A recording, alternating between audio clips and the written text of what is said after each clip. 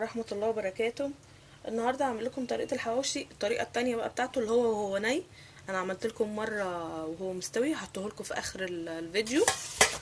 وده وهو ني خالص ما فيهوش اي حاجة. هنجيب بصل، دي بصلتين كبار ونص كيلو لحمة مفرومة، نحطهم على بعض كده.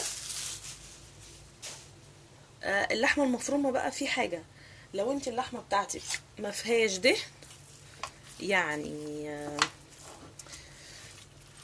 دي اللحمه بتاعتي دي جملي، لحمه مفرومه جملي. لو انت اللحمه بتاعتك ما فيهاش دهن كفايه، يعني هي ما فيهاش دهن كفايه، يعني لا اما تكون عندك حته دهن، هي مجمده شويه كمان، لا اما تكون عندك حته دهن، لا اما تجيبي معلقتين سمنه. وانا بصراحه انا بحط معلقتين سمنه مع كل الخليط ده نص كيلو لحمه، ودول بصلتين كبار تمام اللي انا فرماهم. وبعد كده بقى بجيب ايه كمان هقول لكم حالا. بجيب اهو، جبت شويه طماطم، دي طماطمايه وثلاث قرون فلفل. عندك فلفل رومي حطي، ده فلفل حامي، واحطهم كده. وهجيب المعلقتين السمنه اللي انا قلت لكم عليها، ادي معلقه. ما عندكي مش عايزه تحطي سمنه، حطي اللي هو زي ما قلت لك، اللي هو الدهون اللي احنا بنشيلها من اللحمه وبعد كده نبقى نفرمها. تمام، احنا بنحاول نوصله ان هو يبقى زي بتاع الراجل بالظبط.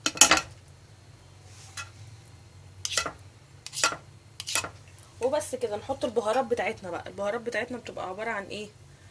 اللي احنا عاملينها الفلفل والملح والكمون والشطه وسنه قرفه اللي احنا عاملينها مع بعض اهو. واحط كمان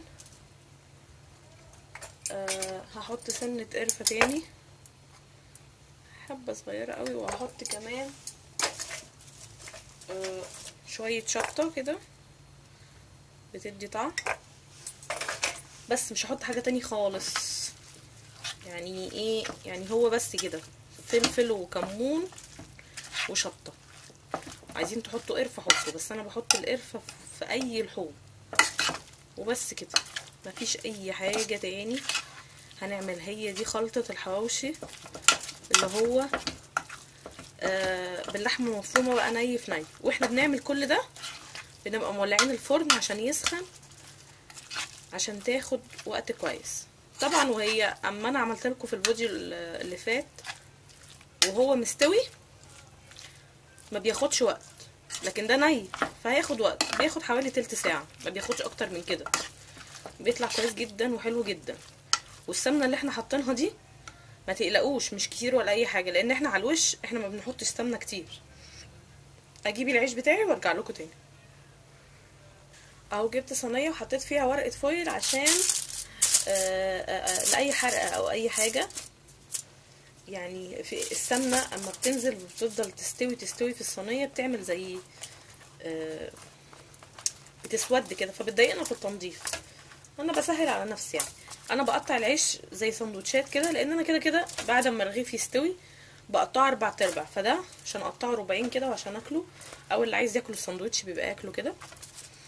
بقطعه نصين، وده رغيف كبير مش الرغيف اللي بيبقى في الفرن، ده الرغيف الكبير. فاهو تمام، بقطع الكميه اللي انا عايزاه. بس اول حاجه بعملها بجيب شويه سمنه هنا كده، بصوا قد ايه مسحه ازاي، يعني ما كملتش، لان كده كده اصلا هي هتنزل سمنه. السمنه اللي فيها جوه الساندوتش دي اصلا جوه اللحمه هتنزلها يعني، فما تقلقوش. نجيب بقى المعلقه ونفتح كده، وبصوا معلقه محترمه كده، ونفردها كويس قوي عشان تستوي. بصوا يعني بصوا لازم نفردها كويس قوي كده عشان دي لحمه نيه. عشان تستوي كويس، وبتستوي بتبقى طعمها حلو جدا جدا جدا جدا.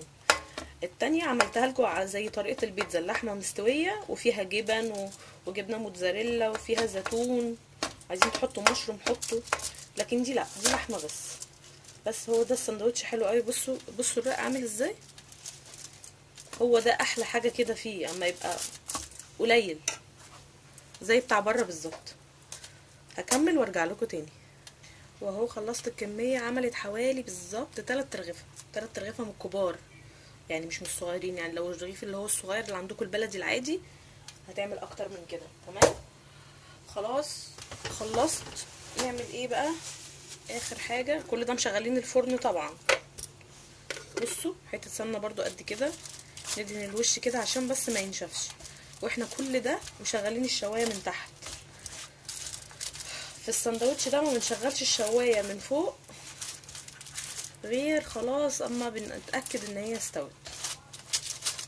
تمام اهو خلصت، احطهم في الفرن وارجع اطلعه لكم بعد ما يستوي ان شاء الله. اشوفكم على خير. بعد ما استوى، بصوا استوى من جوه خالص، بصوا. الفرن كان عالي فملحقتش هولع الشوايه، هو عمل كده حلو جدا. اللي مش عايزه يبقى مقرمش قوي عادي ما يقرمشوش، هو طري مش مقرمش، وطعمه حلو جدا جدا جدا، وصحي طبعا احسن من بره. عايزين تعملوا شويه سلطه جنبيه، تاكلوا زيتون، اي حاجه اللي يعجبكم بقى، تاكلوا شيبسي. بس يا رب يكون عجبكم.